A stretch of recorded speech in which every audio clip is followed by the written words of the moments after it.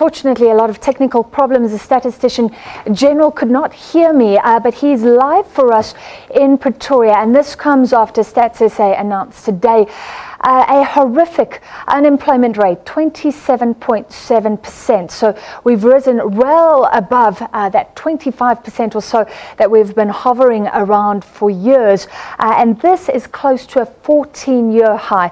So Mr. Pali Lehohla, thank you for joining us. I hope you can hear me this time.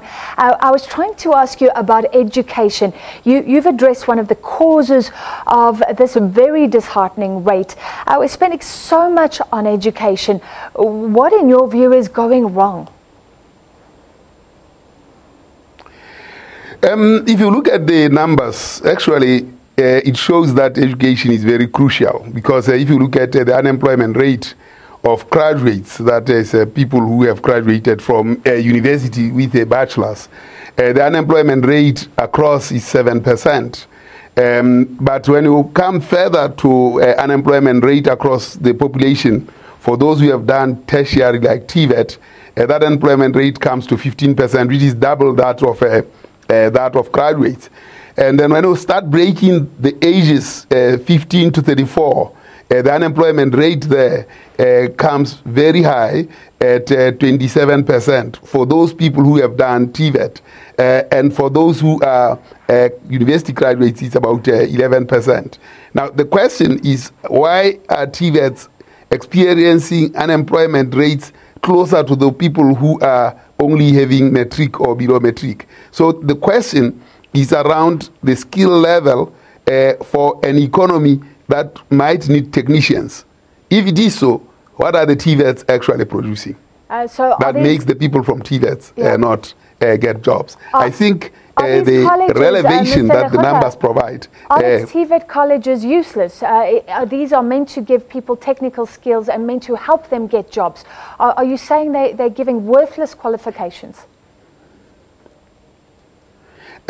If South Africa is a skill-hungry country looking for technical skills such as plumbers and so on, then we don't see these technical colleges producing those. Because if people coming out of that can't get jobs and have such high unemployment levels, then it suggests that the system is wasteful. Surely this also links to what the rating agencies have been saying: structural problems, policy uncertainty, decisions around the economy that are delayed. A lot of things are causing private companies to hold back on investment. Do you agree with me that companies need to invest to create jobs? It's very difficult to say whether the companies are reluctant to create jobs, because jobs are a function of demand for goods and services. And I suppose if there is adequate demand for goods and services, there will always be investment. However, if there is policy uncertainty, people hold back on their investments. But over a period of time, we have seen this level of unemployment of about 25%. It's peaked to about 27.7%, which is a full 1.2 percentage points above the experience that we have had over a period of time. So even if one were to say that there is a strike on investment, the question is what has been happening all over the period. I think that doesn't give a full answer to the levels of unemployment. And what has been happening? So we see this spike. What changed? Could this be linked to policy uncertainty and to a lot of the ructions that we're seeing right now in the ruling party itself? Well, it's very, very difficult to say whether that is so, but of course a downgrade is not very helpful. I mean, a country without a downgrade is better than one with a downgrade. And of course, with the coming on of the next evaluation of the Moody's and the like, well, I suppose we will see when that happens. So I would argue certainly that the levels of unemployment have been hovering at a very high level, and therefore policy uncertainty may not be the cause of unemployment, because what has happened, this inching up of unemployment, is already at a level where it was already high. it is a matter of time to see whether going forward there will be higher levels of unemployment. Then one may argue that policy uncertainty has had an impact. It's still early days to say that it is because of that. Mr. Lehohla, final question for you, which I tried to ask earlier.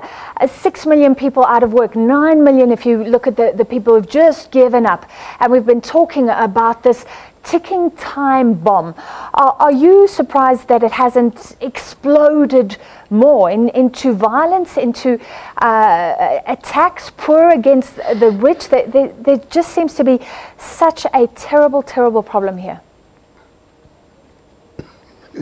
Well, I do not know. I'm not a bearer of a combination of news attributing explosions to unemployment. But what we have seen is that when we look at the data, particularly the one I released yesterday about education, and where the 7 to 18 years who are not in school, boys, say education is useless.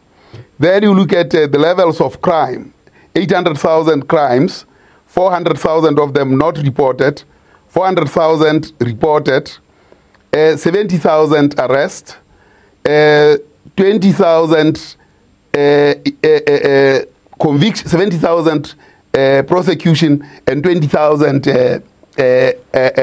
conviction. When you look at those numbers, you can see that yes, crime pays, because it is almost of the 800,000 or so, only 2% of that number gets convicted. So you can go and play a lotto at a casino, and 98% of the time you win. Of course, you will play the dice. So this issue around education and how it is perceived and its outcomes, combined with what we see in crime, suggests that we are likely to see less education and more crime, unless we address education and make it visibly useful. Thank you very much. Statistician General Pali Lehohla, what a startling revelation that crime in South Africa seems to pay more dividends than education. That's what he says the numbers are showing clearly.